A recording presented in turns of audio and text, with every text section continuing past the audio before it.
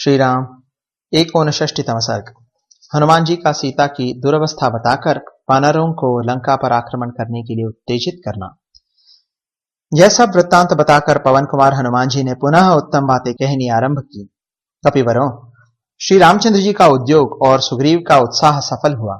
सीता जी का उत्तम शील स्वभाव मतलब पातिव्रत्य देखकर मेरा मन अत्यंत संतुष्ट हुआ है। वानर शिरोमणियों, जिस नारी का शील स्वभाव आर्या सीता के समान होगा, वह अपनी तपस्या से संपूर्ण लोकों को धारण कर सकती है अथवा कुपित होने पर तीनों लोकों को जला सकती है। राक्षसराज रावण सर्वथा महान तपोबल से संपन्न जान पड़ता है, जिसका अंग सीता का स्पर्श करते समय उसकी तपस्या से नष्ट नहीं हो गया। हाथ से छू जाने पर आग की लपट भी वह काम नहीं कर सकती जो क्रोध दिलाने पर जनक नंदिनी सीता कर सकती है। इस कार्य में मुझे जहां तक सफलता मिली है, वह सब इस रूप में मैंने आप लोगों को बता दिया। अब जाम्बवान आदि सभी महाकपियों की सम्मति लेकर हम मतलब सीता को रावण के कारावास से लौटाकर सीता के साथ ही श्री रामचंद्र जी और लक्ष्मण का दर्शन करें, यही न्याय संगत जान पड़ता है। मैं अकेला भी राक्षस गणों सहित समस्त लंकापुरी का वेग पूर्वक विध्वंस करने तथा महाबली रावण को मार डालने के लिए पर्याप्त हूं। फिर यदि संपूर्ण अस्त्रों को जानने वाले आप जैसे वीर, बलवान, शुद्धात्मा, शक्तिशाली और विजयाभिलाषी वानरों की सहायता मिल जाए, तब तो कहना ही क्या है। युद्ध स्थल में सेना, अग्रगामी सैनिक, पुत्र और सगे भाइयों सहित रावण का तो मैं ही वध कर डालूंगा। यद्यपि इंद्रजित के ब्रह्मास्त्र, रौद्र, वायव्य तथा वरुण आदि अस्त्र युद्ध में दुर्लक्ष होते हैं, किसी की दृष्टि में नहीं आते हैं, तथापि मैं ब्रह्मा जी के वरदान से उनका निवारण कर दूंगा और राक्षसों का संहार कर डालूंगा। यदि आप लोगों की आज्ञा मिल जाए तो मेरा पराक्रम रावण को कुंठित कर देगा। मेरे द्वारा लगातार बरसाए जाने वाले पत्थरों की अनुपम वृष्टि रणभूमि में देवताओं को भी मौत के घाट उतार देगी। फिर उन निशाचरों की तो बात ही क्या है। आप लोगों की आज्ञा न होने के कारण ही मेरा पुरुषार्थ मुझे रोक रहा है। समुद्र अपनी मर्यादा को लांघ जाए और मंदराचल अपने स्थान से हट जाए, परंतु सम्रांगण में शत्रुओं की सेना जाम्बवान को विचलित कर दे, यह कभी संभव नहीं है। संपूर्ण राक्षसों और उनके पूर्वजों को भी यमलोक पहुंचाने के लिए वाली के वीर पुत्र कपिश्रेष्ठ अंगद अकेले ही काफी है। वानर वीर महात्मा नील के महान वेग से मंदराचल भी विदीर्ण हो सकता है। फिर युद्ध में राक्षसों का नाश करना उनके लिए कौन बड़ी बात है।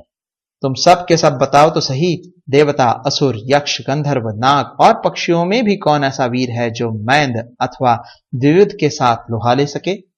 ये दोनों वानर शिरोमणि महान वेगशाली तथा अश्विनी कुमारों के पुत्र हैं। सम्रांगण में इन दोनों का सामना करने वाला मुझे कोई नहीं दिखाई देता। मैंने अकेले ही लंकावासियों को मार गिराया, नगर में आग लगा दी और सारी पुरी को जलाकर भस्म कर दिया। इतना ही नहीं, वहां की सब सड़कों पर मैंने अपने नाम का डंका पीट दिया। अत्यंत बलशाली श्री राम और महाबली लक्ष्मण की जय हो। श्री रघुनाथ जी के द्वारा सुरक्षित राजा सुग्रीव की भी जय हो। मैं कौशल नरेश श्री रामचंद्र जी का दास और वायु देवता का पुत्र हूं। हनुमान मेरा नाम है। इस प्रकार सर्वत्र अपने नाम की घोषणा कर दी है।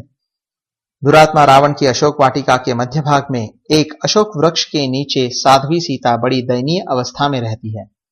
राक्षसियों से घिरी होने के कारण वे शोक संताप से दुर्बल होती जा रही है। बादलों की पंक्ति से घिरी हुई चंद्रलेखा की भांति श्रीहीन हो गई है। सुंदर कटि प्रदेश वाली विदेह नंदिनी जानकी पतिव्रता है।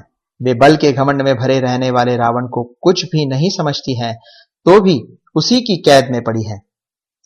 कल्याणी सीता श्री राम में संपूर्ण हृदय से अनुरक्त है। जैसे शची देवराज इंद्र में अनन्य प्रेम रखती है, उसी प्रकार सीता का चित्त अनन्य भाव से श्री राम के ही चिंतन में लगा हुआ है।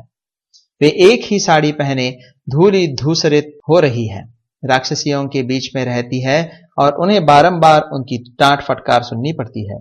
इस अवस्था में कुरूप राक्षसियों से घिरी हुई सीता को मैंने प्रमदावन में देखा है। वे एक ही वेणी धारण किए दीन भाव से केवल अपने पतिदेव के चिंतन में लगी रहती है। वे नीचे भूमि पर सोती है। हेमंत ऋतु में कमरिनी की भांति उनके अंगों की कांति फीकी पड़ गई है। रावण से उनका कोई प्रयोजन नहीं है। वे मरने का निश्चय किए बैठी है। उन मृगनयनी सीता को मैंने बड़ी कठिनाई से किसी तरह अपना विश्वास दिलाया है। तब उनसे बातचीत का अवसर मिला और सारी बातें मैं उनके समक्ष रख सका।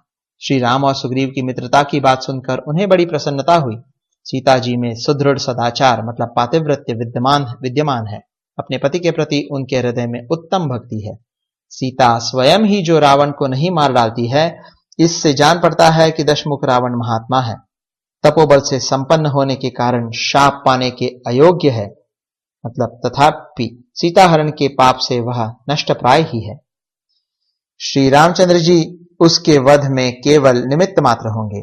भगवती सीता एक तो स्वभाव से ही दुबली पत्ती है, दूसरे श्री रामचंद्र जी के वियोग से और भी क्रुश हो गई है। जैसे प्रतिपदा के दिन स्वाध्याय करने वाले विद्यार्थी की दशा क्षीण हो जाती है, उसी प्रकार उनका शरीर भी अत्यंत दुर्बल हो गया है। इस प्रकार महाभागा सीता सदा शोक में डूबी रहती है। अतः इस समय जो प्रतिकार करना हो वह सब आप लोग करें। इस प्रकार श्री वाल्मीकि निर्मित आर्ष रामायण आदि काव्य के सुंदर कांड में 59वां सर्ग पूरा हुआ।